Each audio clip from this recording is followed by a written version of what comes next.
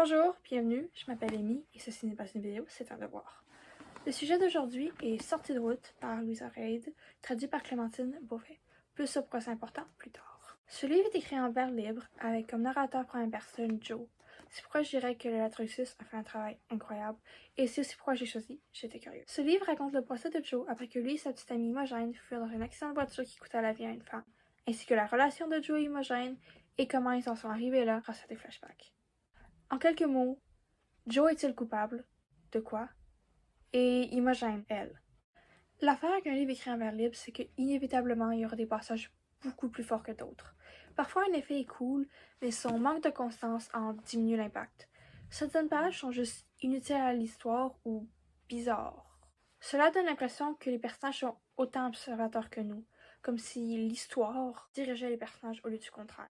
Occasionnellement, l'auteur essaie aussi de faire certaines références pop, mais elles sont plates et sans grande originalité. On ressent surtout ça au début du livre, car l'écriture s'améliore énormément plus on lit. J'en ai même fait un diagramme. Il est beau, il est très beau. Lorsqu'on atteint la deuxième partie du livre, l'écriture subit un magnifique saut en qualité.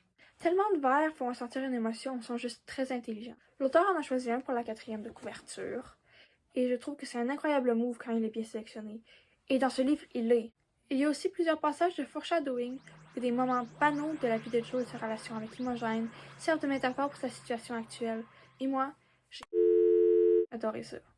Dans ces moments les plus forts, ce livre est excellent, mais ce qui m'a le plus marqué, c'est à quel point on voit le twist venir et à quel point ça n'impacte pas l'histoire. L'auteur a su créer une tension où la réaction des personnages et comment le twist va affecter l'histoire est beaucoup plus intéressant que le twist lui-même. C'est ça qui va te garder engagé dans l'histoire finalement. Mon principal problème avec ce livre, c'est la fin.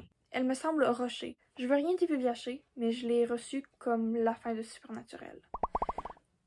L'auteur élimine tous les enjeux, pas en les résolvant, mais en s'en débarrassant, ce qui donne l'impression que rien du livre n'a vraiment eu un impact.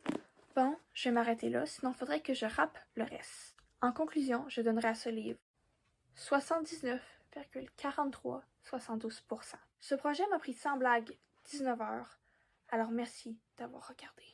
On se revoit la semaine prochaine pour une vidéo où je sèche les cours pour faire des